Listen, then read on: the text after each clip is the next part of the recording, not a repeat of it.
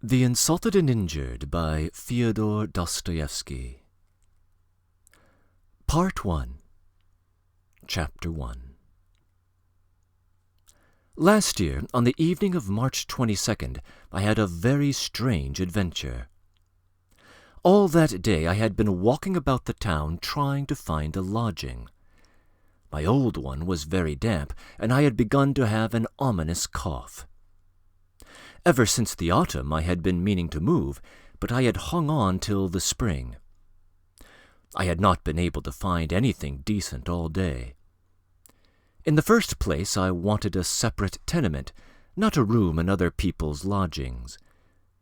Secondly, though I could do with one room, it must be a large one, and, of course, it had at the same time to be as cheap as possible. I have observed that in a confined space, even thought is cramped. When I was brooding over a future novel, I liked to walk up and down the room.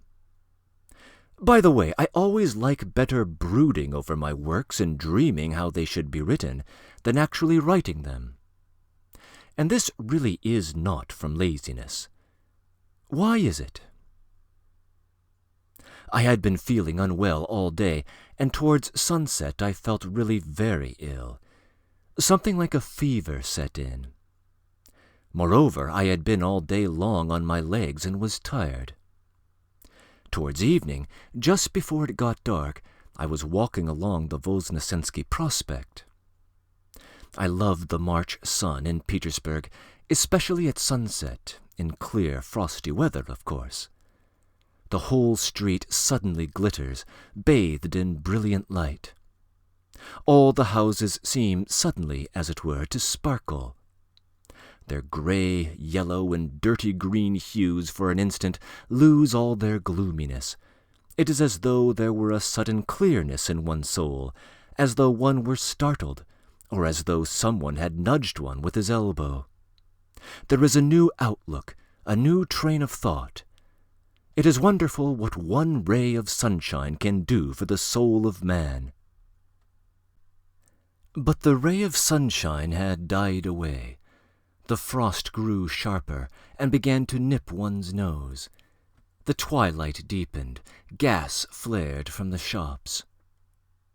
As I reached Mueller's, the confectioner's, I suddenly stood stock still and began staring at that side of the street, as though I had a presentiment that something extraordinary was just going to happen to me.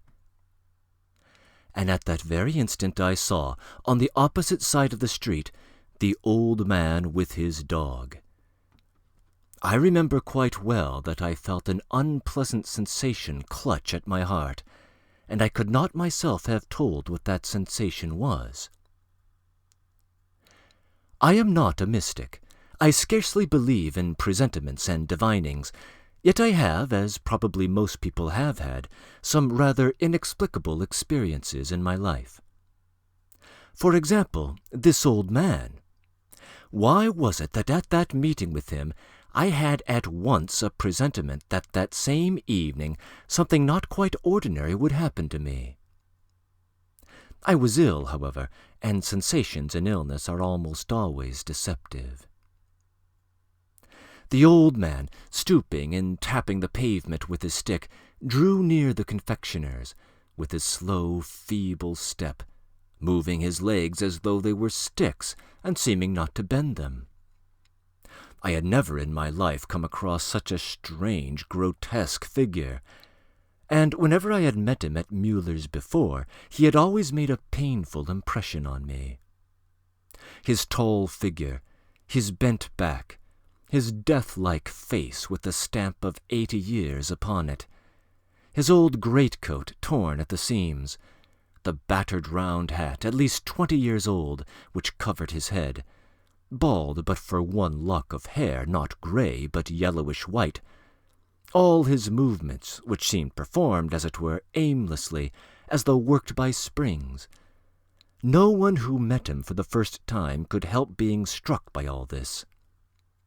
It really was strange to see an old man who had so outlived the natural span alone, with no one to look after him, especially as he looked like a madman who had escaped from his keepers. I was struck, too, by his extraordinary emaciation. He seemed scarcely to have any body.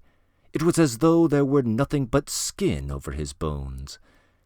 His large, lustreless eyes, set, as it were, in blue rims, always stared straight before him, never looking to one side, and never seeing anything.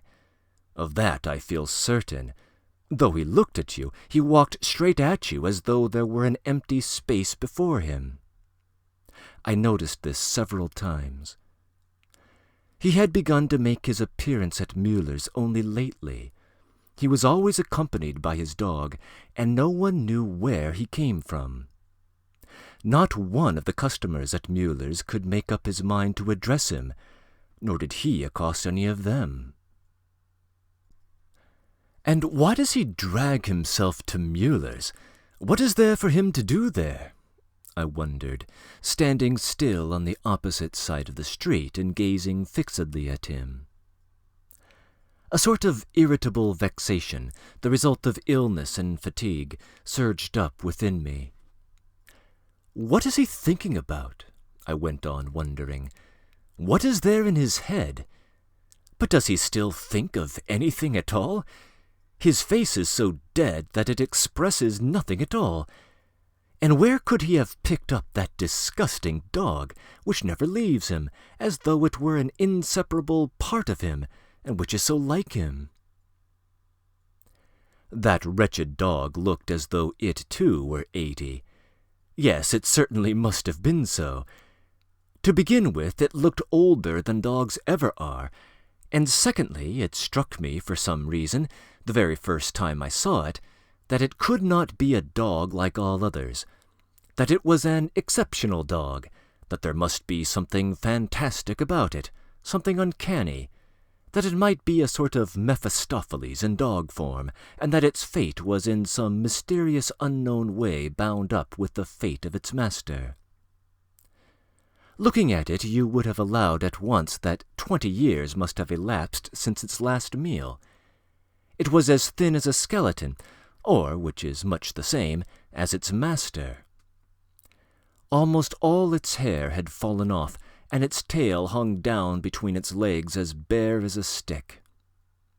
Its head and long ears drooped sullenly forward. I never in my life met such a repulsive dog.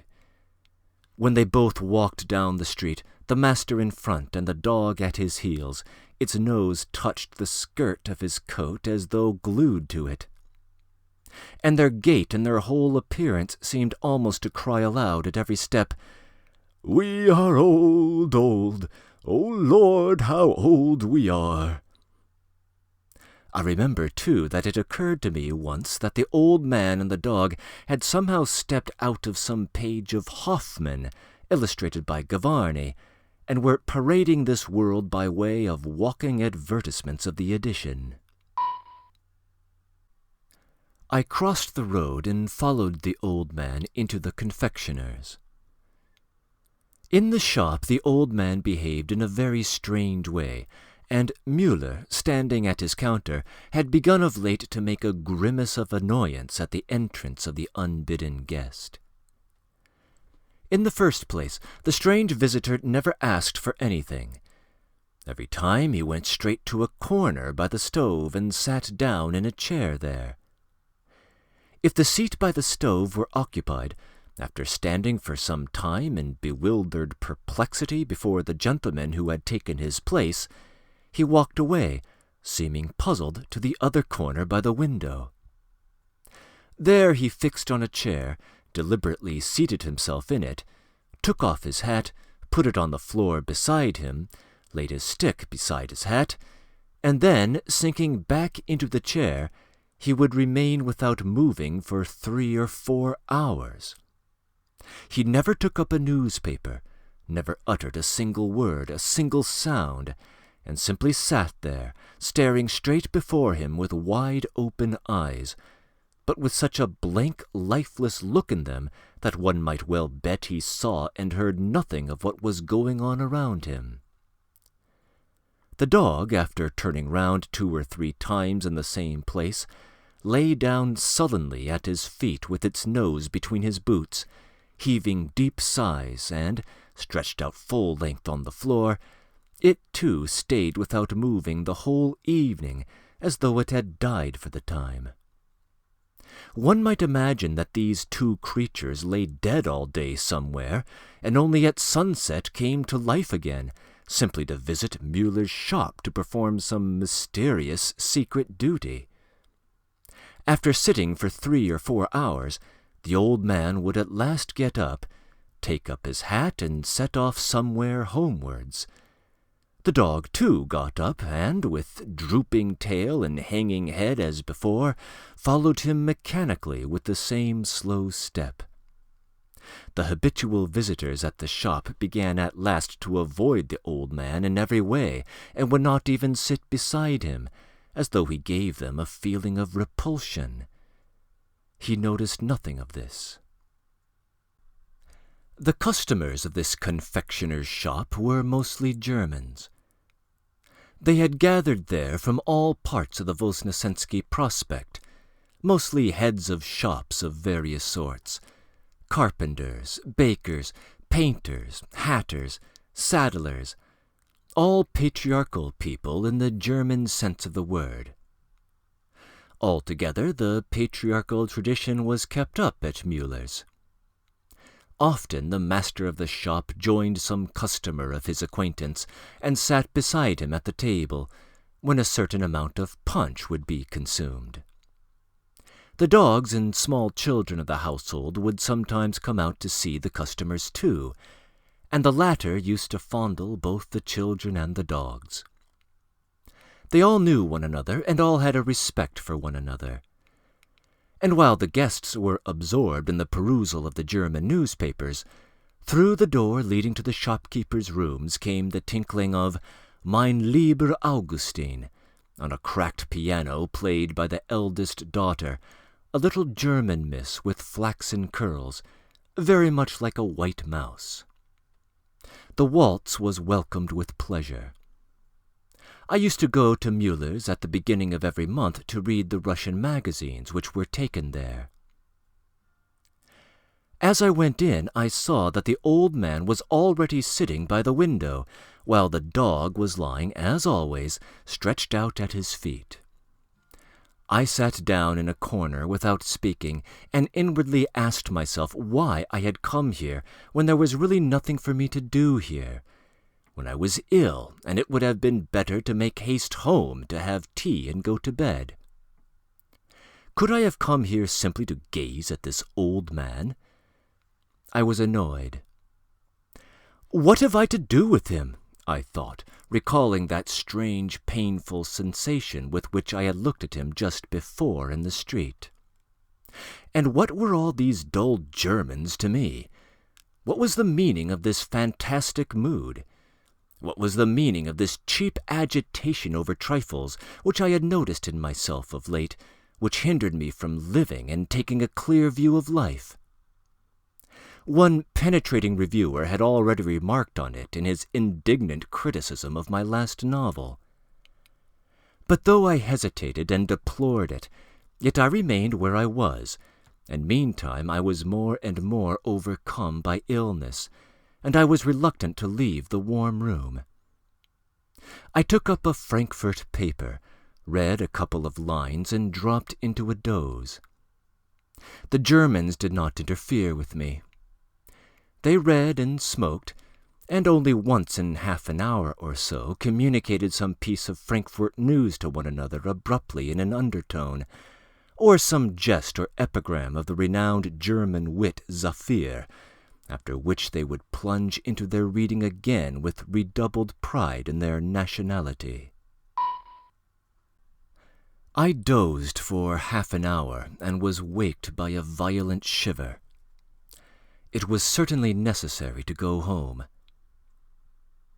But meanwhile a drama in dumb show which was being enacted in the room stopped me again. I have said already that as soon as the old man sat down in his chair, he would fix his eye on something and not remove it the whole evening. It had been my fate in the past to be exposed to that meaningless, persistent, unseeing stare. It was a very unpleasant, in fact unbearable sensation, and I usually changed my seat as soon as I could. At this moment the old man's victim was a small, round, very neat little German, with a stiffly starched stand-up collar and an unusually red face, a new visitor to the shop, a merchant from Riga, called, as I learned afterwards, Adam Ivanitch Schultz. He was an intimate friend of Mueller's, but as yet knew nothing of the old man or many of the customers. Sipping his punch and reading with relish the Dorfbarbier, he suddenly raised his eyes and observed the old man's immovable stare fixed upon him. It disconcerted him. Adam Ivanitch was a very touchy and sensitive man, like all superior Germans. It seemed to him strange and insulting that he should be stared at so unceremoniously. With stifled indignation he turned his eyes away from the tactless guest, muttered something to himself, and took refuge behind the newspaper. But within 5 minutes he could not resist peeping out suspiciously from behind the paper. Still the same persistent stare, still the same meaningless scrutiny. That time, too, Adam Ivanitch said nothing. But when the same thing was repeated a third time, he flared up and felt it incumbent upon himself to defend his dignity, and not to degrade, in the eyes of so gentlemanly a company, the prestige of the fair town of Riga, of which he probably felt himself to be the representative.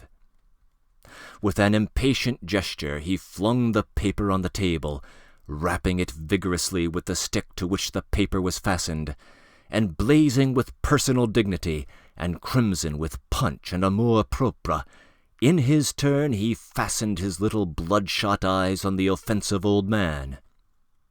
It looked as though the two of them, the German and his assailant, were trying to overpower the other by the magnetic force of their stares, and were waiting to see which would be the first to be put out of countenance and drop his eyes. The rap of the stick and the eccentric position of Adam Ivanitch drew the attention of all the customers. All laid aside what they were doing, and with grave and speechless curiosity watched the two opponents. The scene was becoming very comical, but the magnetism of the little red-faced gentleman's defiant eyes was entirely thrown away. The old man went on staring straight at the infuriated Schultz, and absolutely failed to observe that he was the object of general curiosity. He was as unperturbed as though he were not on earth, but in the moon. Adam Ivanitch's patience broke down at last, and he exploded. "Why do you stare at me so intently?" he shouted in German, in a sharp, piercing voice and with a menacing air. But his adversary continued silent, as though he did not understand and did not even hear the question. Adam Ivanitch made up his mind to speak to him in Russian. "I am asking you what for you at me so studiously staring," he shouted with redoubled fury. "I am to the court well known, and you know not," he added, leaping up from his chair. But the old man did not turn a hair. A murmur of indignation was heard among the Germans. Mueller himself, attracted by the uproar, came into the room. When he found out what was the matter, he imagined that the old man was deaf, and bent down to his ear. "Master Schultz asked you studiously not to stare at him," he said as loud as he could, looking intently at the incomprehensible visitor. The old man looked mechanically at Mueller. His face, which had till then been so immovable, showed traces of disturbing thought, of a sort of uneasy agitation. He was flustered, bent down sighing and gasping to pick up his hat, snatched it up together with his stick, got up from his chair, and with the piteous smile of a beggar turned out of a seat that he has taken by mistake, he prepared to go out of the room. In the meek and submissive haste of the poor decrepit old man there was so much to provoke compassion, so much to wring the heart, that the whole company, from Adam Ivanitch downward, took a different view of the position at once. It was evident that the old man, far from being capable of insulting anyone, realized that he might be turned out from anywhere like a beggar. Mueller was a kind-hearted and compassionate man. "No, no," he said, patting him on the shoulder encouragingly. "Sit still. Aber Herr Schultz asking you particularly not to look upon him. He is well known at the court." But the poor old man did not understand this either. He was more flustered than ever. He stooped to pick up his handkerchief, a ragged old blue one that had dropped out of his hat, and began to call his dog, which lay motionless on the floor and seemed to be sound asleep with its nose on its paws. "Azorka, Azorka," he mumbled in a quavering, aged voice. "Azorka." Azorka did not stir. "Azorka, Azorka," the old man repeated anxiously, and he poked the dog with his stick. But it remained in the same position.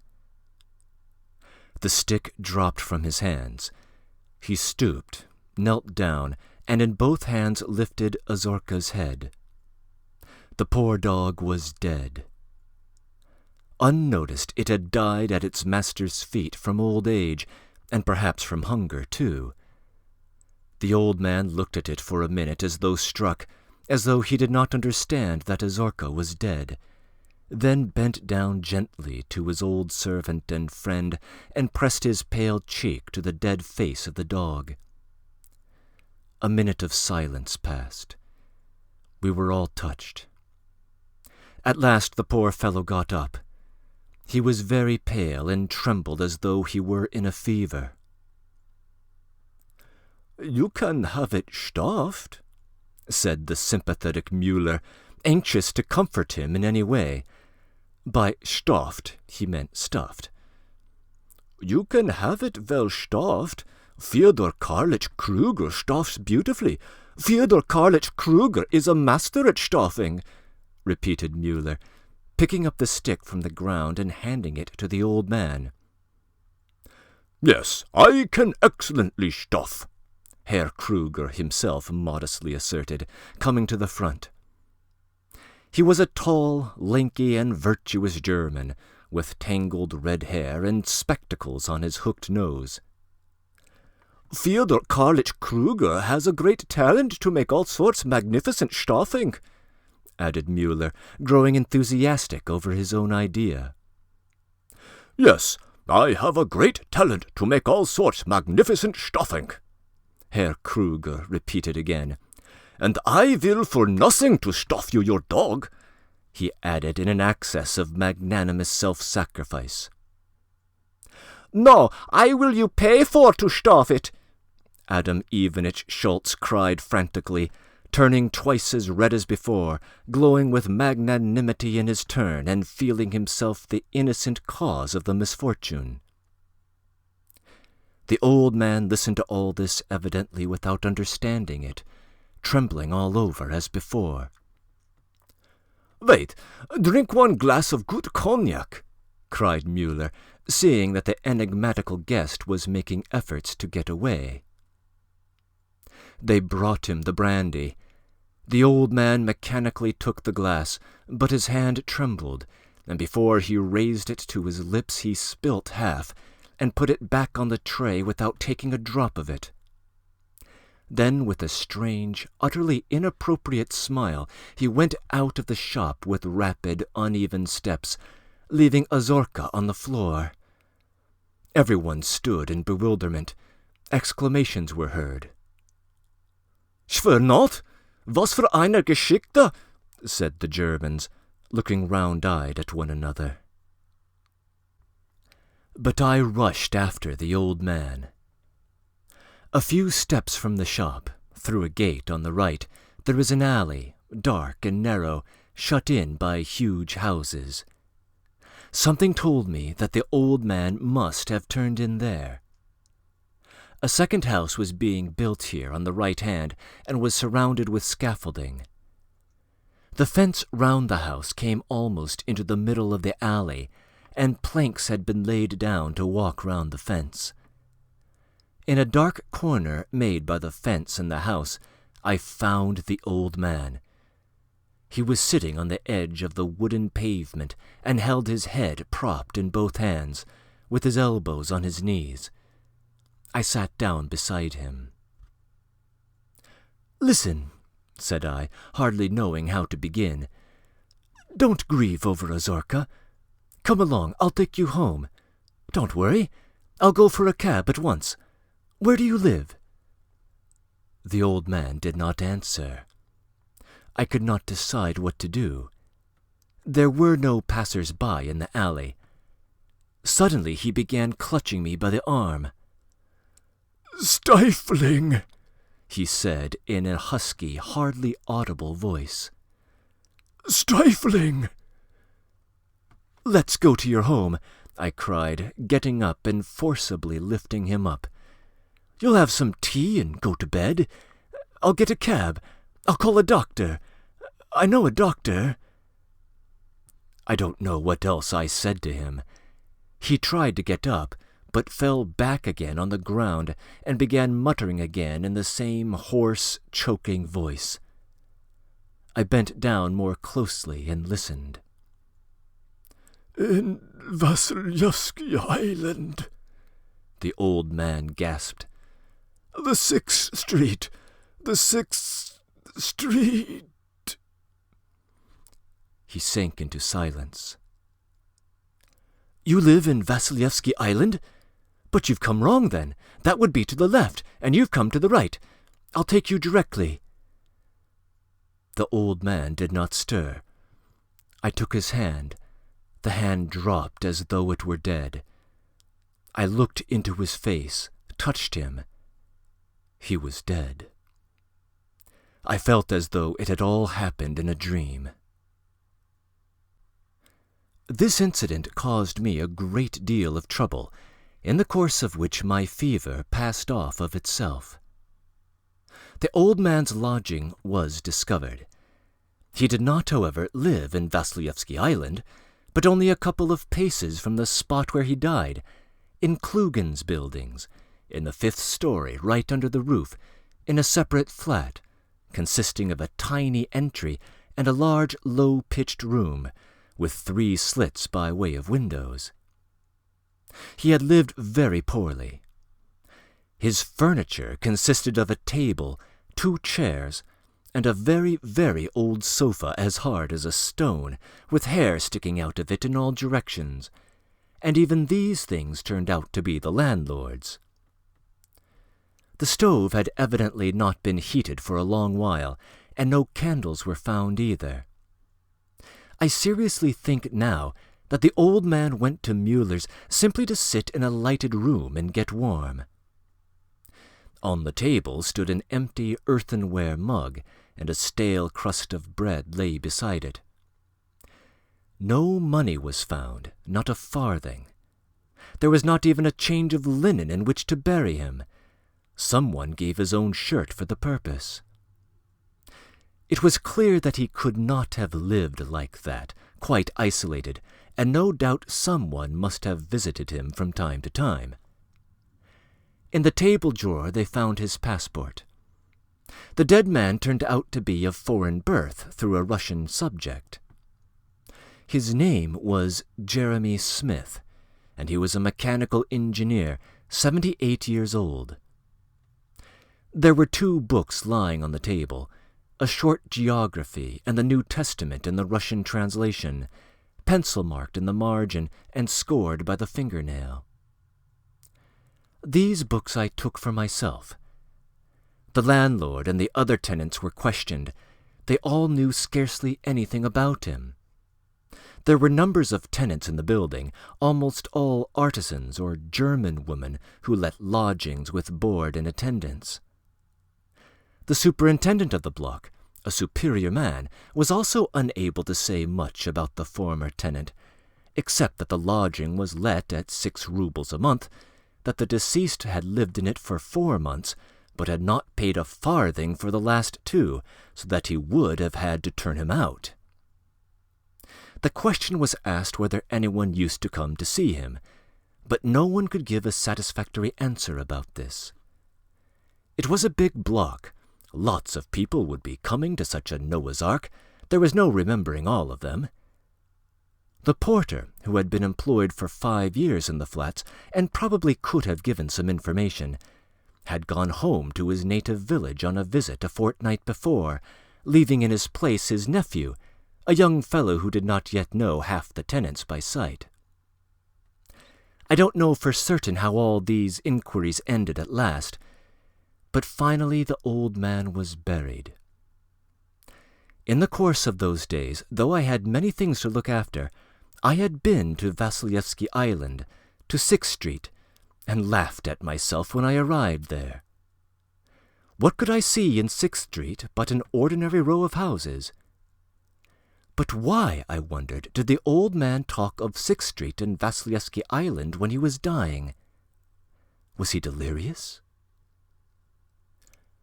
I looked at Smith's deserted lodging, and I liked it. I took it for myself. The chief point about it was that it was large, though very low-pitched, so much so that at first I thought I should knock my head against the ceiling. But I soon got used to it. Nothing better could be found for 6 rubles a month. The independence of it tempted me. All I still had to do was to arrange for some sort of service, for I could not live entirely without a servant. The porter undertook meanwhile to come in once a day to do what was absolutely necessary. And who knows, thought I, perhaps someone will come to inquire for the old man. But 5 days passed after his death, and no one had yet come. Breaking in. When the old man and his dog are compared to an illustration out of some work by Hoffmann, the reference is to E.T.A. Hoffmann, a German romantic author who would explore the macabre world of Gothic horror, and so our elderly pair have a spectral appearance to them. Hoffmann had an influence on Dostoevsky, especially over his early work, The Double. The so-called German wit Saphir is actually Austrian, Moritz Gottlieb Saphir, who edited the daily satirical journal Der Humorist in the middle of the 19th century. We'll learn more about this mysterious Jeremy Smith later, but now our narrator is about to take us on a different excursion. End of comments.